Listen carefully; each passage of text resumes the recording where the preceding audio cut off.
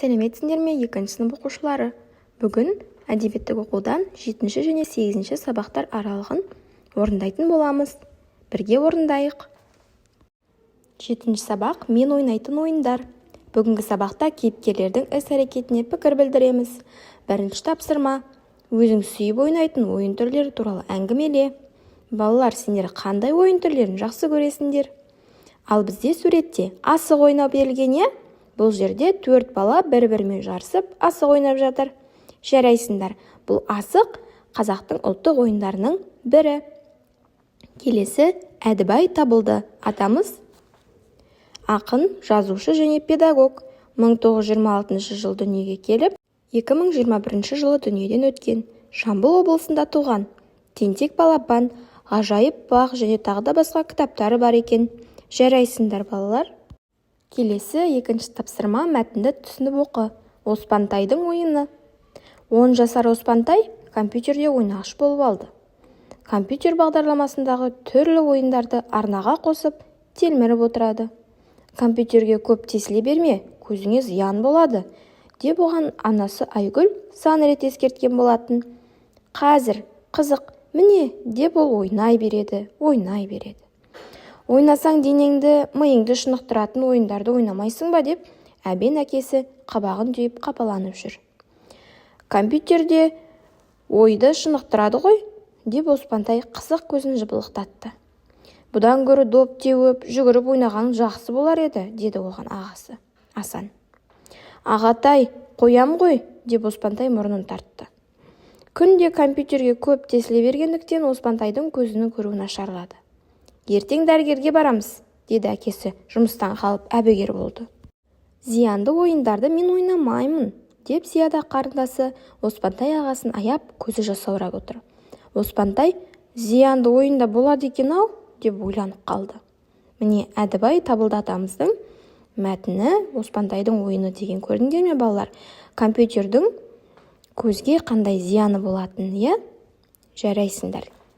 Келесі 3-ші тапсырма: кейіпкерлердің Оспантайға кім болып келетінін анықта.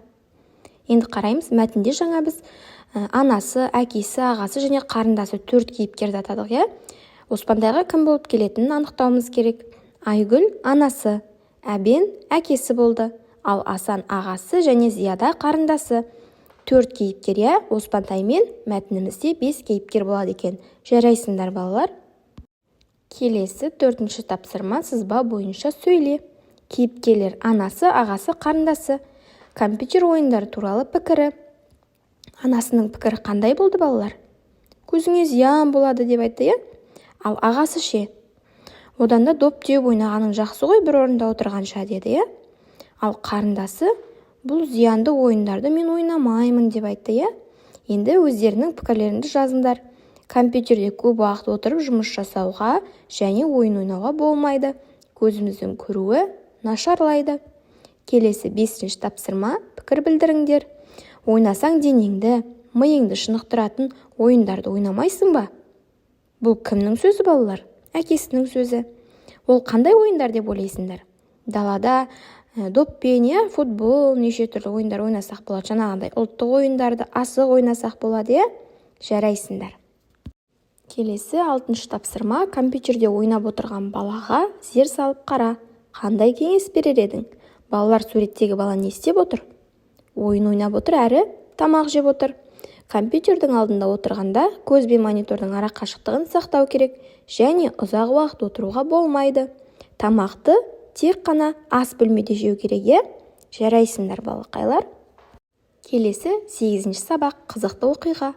Бүгінгі сабақта мәтіннің тақырыбын анықтаймыз және де негізгі ойды табатын боламыз. 1-ші тапсырма: өз басыңнан өткен осындай күлкілі қызықты оқиға болса есіңе түсір. Кеше сабаққа неге келмедің? Ағам ауырып қалды. Оған сенің не қатысың бар, әлде емделдің бе? Жоқ, мен оның велосипедін тептім, дейді. Көрдіңдер ме, балалар, қандай қызық, е? Ағасы ауырып қалған, бірақ оның велосипедін тебемін деп інісі сабаққа бармай қалыпты. Сендерде қандай қызық жағдай болды, балалар? Сомен бөлісіңдер. Енді келесі Бауыржан Момышұлы 1910 жылы дүниеге келіп, 1982 жылы дүниеден өткен. Жазушы және батыр. Жамбыл облысында дүниеге келіпті. Батырлық үлгі насихат туралы шығармалар бар екен.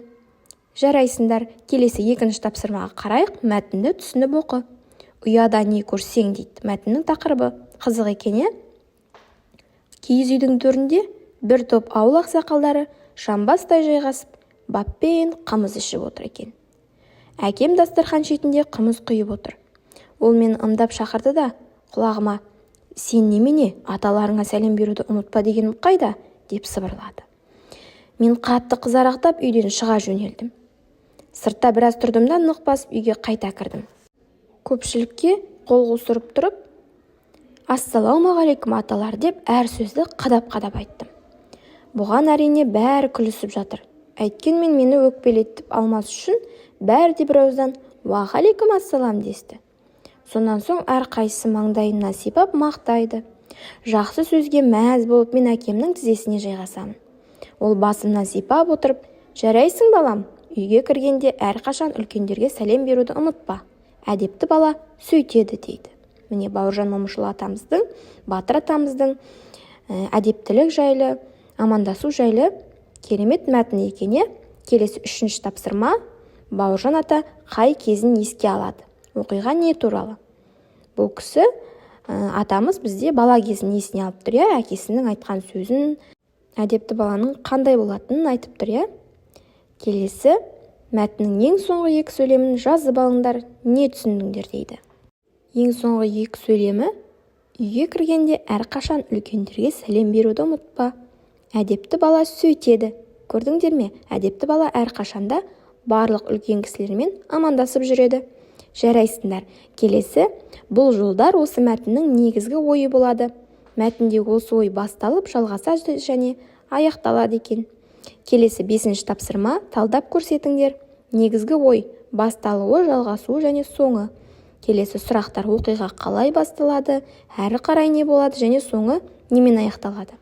Ең алдымен баланың үлкен кісілерді көрсе де амандаспай алыстан қарап тұру. Содан соң әкесінің шақырып алып оған: "Үлкен кісілерді көргенде амандас деп айтып едім ғой" дейді. Содан соң ол үйден шығып кетіп, қайта кіріп амандасады. Және де соңында барлығы оған батасын беріп мақтайды. Және әкесі де: "Жарайсың балам, үйге кіргенде үлкендерге сәлем беруді ұмытпа. Әдепті бала сөйтеді" деп мақтайды. Жарайсыңдар балалар. Келесі алтыншы тапсырма: отбасыңда саған қандай ақыл кеңес айтады балалар? Мәтіндегі оқиғаға сәйкес келетін нақыл сөздерді белгіле. Бірінші: әдептілік, әдемілік. Әдепті бала сөйтеді деп әкесі айтты. Бұл мақал келеді, нақыл сөзіміз. Келесі: талаптыға нұр жауар. Бұл да келеді. Сәлем сөздің анасы. Бұл да келеді. Жақсы ұл елдің туы. Көрдіңдер ме балалар? Талапты деп жаңағы балақайдың әкесінің айтқанын бірден орындауы. Ал сәлем сөздің анасы дегеніміз ассалаумағалейкум деп амандасуы баланың. Келесі: жақсы ұл елдің туы.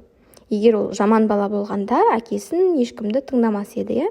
Жарайсыңдар балалар, сау болыңдар, маған тіркелуді ұмытпаңдар.